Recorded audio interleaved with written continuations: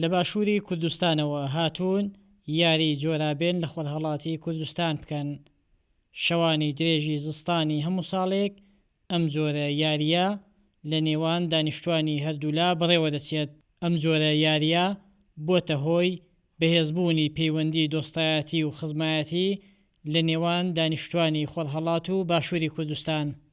ئێمە کە ئەمڕۆکانە لە باشوورەوە هاتوین بۆ ڕۆژهەڵات، ئەوە چەندین ساڵە چەند ساڵێکە ئێمە دێین بخۆی ئەو تەباییە ئەو هاتوچۆیە لە بینمان دروست بووە کە ئەم برادرانی ئێرانەی ڕۆژهەڵات دێن بۆ لای ئێمە و باشوور. ئێمەش دێین ئێرە تێکەڵاویەک دروست بووە لەگەڵماندا، تێکەڵاویەک دروست بووە، ئاشناییەک دروست بووە پێکەوە کە ئەوان دێن ئێرە.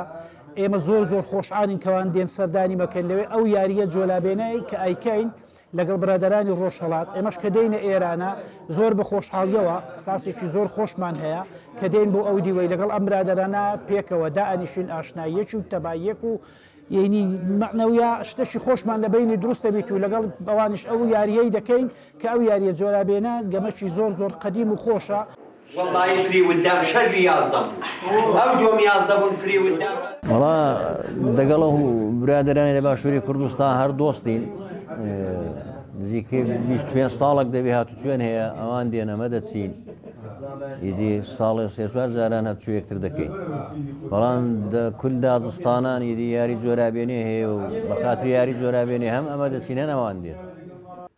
ئەوە لەو جۆرابێنێرا دۆست و ڕەفیق یەکجار زۆر پەیدا بووە، خەڵک یەکجار زۆر پێکشناس بووە. ئەم لای جۆرابێنێ ئەنیش وە قەدیم نیە، قەدیم دەدی کێشەی لەسەر پەیدا دەبوو کابرا سوبێ پوڵدا دەنیش گوڵی لێ دەدا دووە پوڵی پێ نەدەبوو دەبۆ بەزمە لە ئەم فەقەت بۆ خۆشی و بۆ دۆستاتی و بۆ ڕەفیقاتیە. پەیوەندی نێوان دانیشتوانی باشوور و خۆرهەڵاتی کوردستان لە دێر زەمانەوە پێش دیاریکردنی سنوورەکان هەبوو و تەنانەت ژن و ژنخوازی لە نێوانیاندا هەبووە.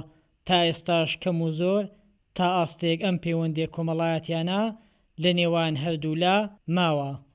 ئەرێ لاقنێدی لێ ڕازانێ زۆڵاو دێنە خوار سوێسناو هەڵاڵەو بەیبوون ڕواوێن لە ڕووی و بار لای سرێ دەستی تۆ نازدار دەبێ ئەمە تۆ بە یەکار.